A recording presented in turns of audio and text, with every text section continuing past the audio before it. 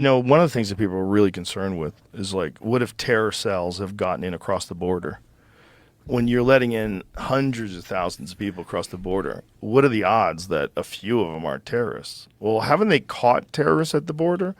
Haven't they like caught terrorists, people on the terrorist watch list trying to get through? They have, right? Yeah, definitely. So how many of them snuck through? I mean, is there an accurate accounting, or is it like Ukraine spending? Do they even know the real numbers of people that are sneaking in? Because the numbers are cuckoo. The numbers are like hundreds of thousands a month. Have you seen the videos of the line of migrants making their way through the border? Mm-hmm. Like, who thought that was a good idea?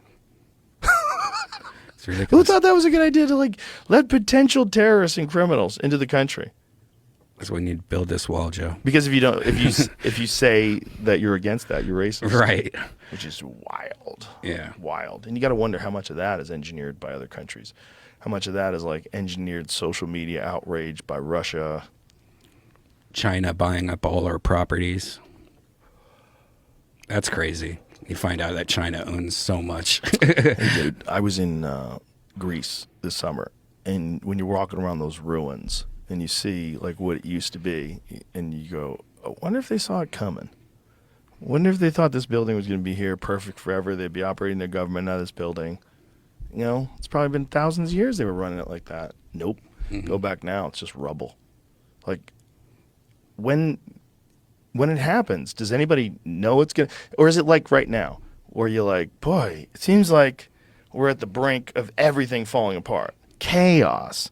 Like just the amount of things that people have to be upset about, and amount of polarizing things, whether it's trans kids or climate change or pro-life or pro-choice or pro-Ukraine or whatever the subject is, everybody's screaming.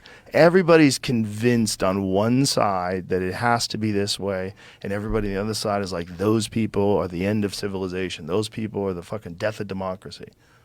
It's so polarized, and I think that has to be social media.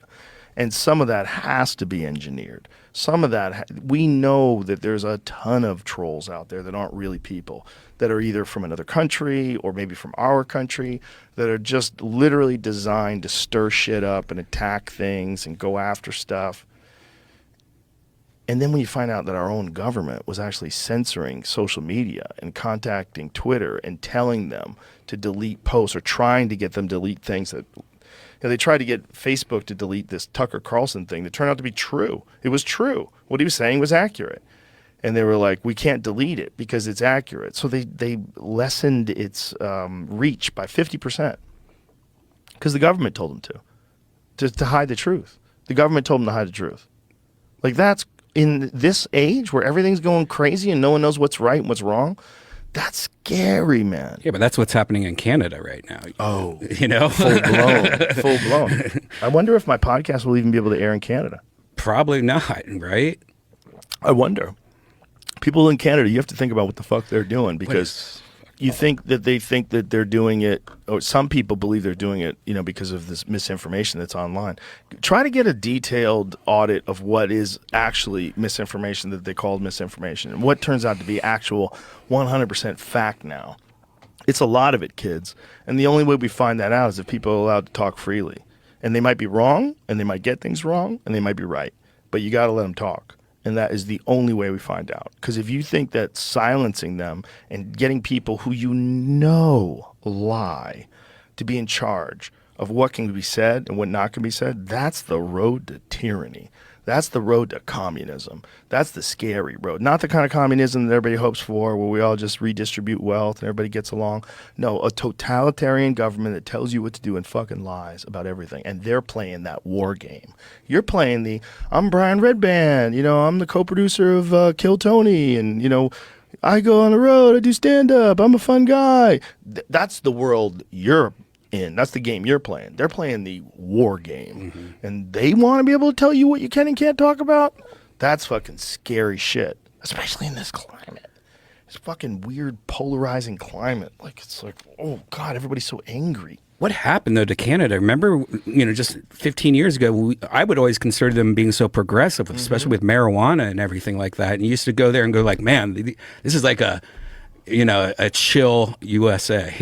Yeah, I loved it there. Yeah. I was like, there are like 20% less douchebags Yeah. in Canada. That's what I always used to say when we went up there. We always used to look forward to doing gigs in Vancouver and Toronto and Montreal. I used to love the Montreal Comedy Festival. It was so fun, man. Those were the days. They were cool people, man. But they got fucked. That government came in and fucked them.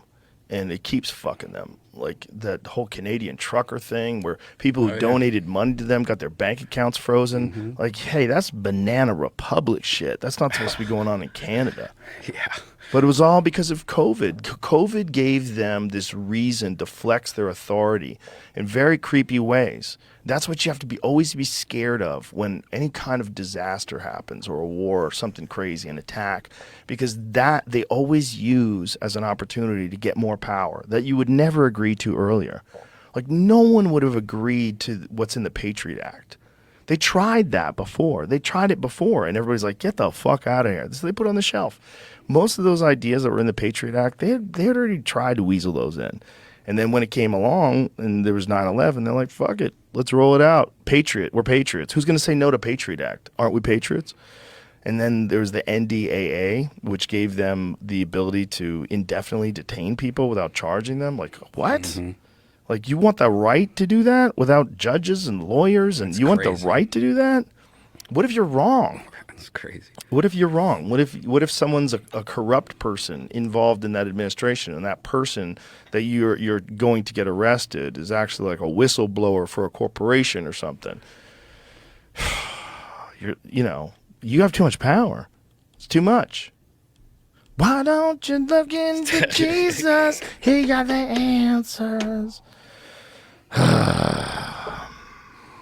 Yeah, this is what keeps me up at night. This is what keeps me up at night. The possibility that we don't understand that there's a game being played that we're a part of. We're little pawns. No matter how cool you think you are, you're just a little pawn in this global game of war. And it's real life consequences. Real life people get killed. That's what's terrifying.